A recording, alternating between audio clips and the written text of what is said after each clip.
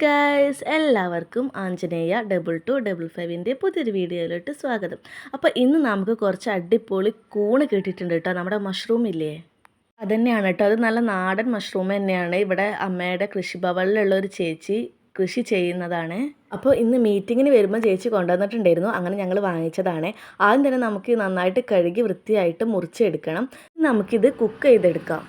നിങ്ങൾക്ക് വേണമെന്നുണ്ടെങ്കിൽ ആദ്യം കുക്കറിൽ ഒരു വിസിൽ അടുപ്പിച്ചിട്ട് അതൊന്ന് വേവിച്ച് മാറ്റി വെക്കാം കേട്ടോ. പക്ഷെ ഞാനിപ്പോൾ അങ്ങനെ ചെയ്യുന്നില്ല. അപ്പോൾ ആദ്യം തന്നെ നമുക്കൊരു പാത്രം വെച്ച് കൊടുക്കാം. അത് നന്നായിട്ട് ചൂടായതിനു ശേഷം വെളിച്ചെണ്ണ ഒഴിച്ചിട്ട് പിന്നെ കടുകിട്ട് പൊട്ടിക്കണം. അത് കഴിഞ്ഞ ശേഷം അതിലേക്ക് വലിയുള്ളി അരിഞ്ഞത് ചേർത്ത് കൊടുക്കാം.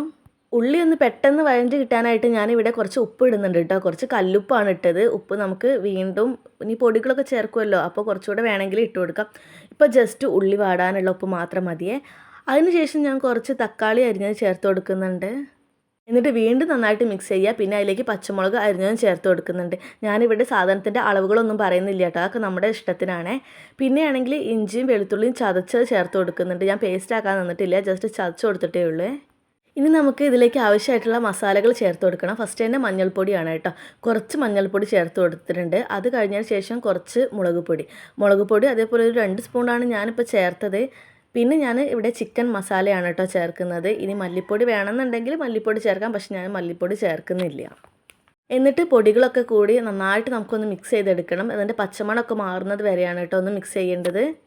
ഇതിലിപ്പോൾ വെള്ളമൊന്നും ഒഴിക്കാത്തത് കൊണ്ട് തന്നെ പെട്ടെന്ന് അടിയിൽ പിടിക്കാൻ ചാൻസ് ഉണ്ട്. അപ്പോൾ അതൊക്കെ ശ്രദ്ധിച്ചിട്ട് വേണം കേട്ടോ ചെയ്യാനായിട്ട്. എന്നിട്ട് നമ്മൾ നേരത്തെ വൃത്തിയാക്കി വെച്ചിട്ടുള്ള കൂണില്ലേ, അത് ഇതിലേക്ക് ചേർത്ത് കൊടുക്കാം. എന്നിട്ട് വീണ്ടും നന്നായിട്ട് മിക്സ് ചെയ്തിട്ട് മസാല എല്ലായിടത്തും ആവുന്ന വിധത്തിലൊന്ന് ഇളക്കി കൊടുക്കാം.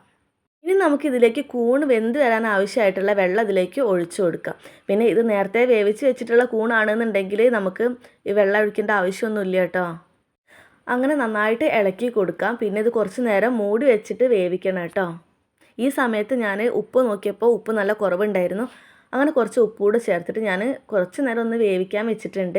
അങ്ങനെ അത്യാവശ്യം നന്നായിട്ട് തന്നെ തിളച്ച് വന്നിട്ടുണ്ട് കേട്ടോ. പക്ഷേ തിളച്ചു എന്ന് കരുതിയിട്ട് ഇത് വേവണമെന്നില്ല.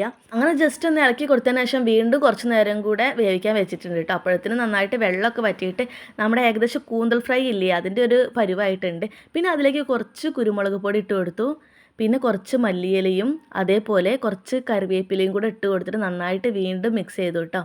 അങ്ങനെ മിക്സ് ചെയ്തപ്പോഴത്തേനും നമ്മൾ അടിപൊളി കറി ഇവിടെ റെഡി ആയിട്ടുണ്ട്. ഏകദേശം ടേസ്റ്റ് വന്നിട്ട് ഏകദേശം നമ്മുടെ കൂന്തൽ ഫ്രൈയുടെയും അതേപോലെ ചെമ്മീൻ ഫ്രൈ ഇല്ലേ, അതിൻ്റെയൊക്കെ ഒരു ടേസ്റ്റ് തന്നെ ആയിട്ടുണ്ട് കേട്ടോ.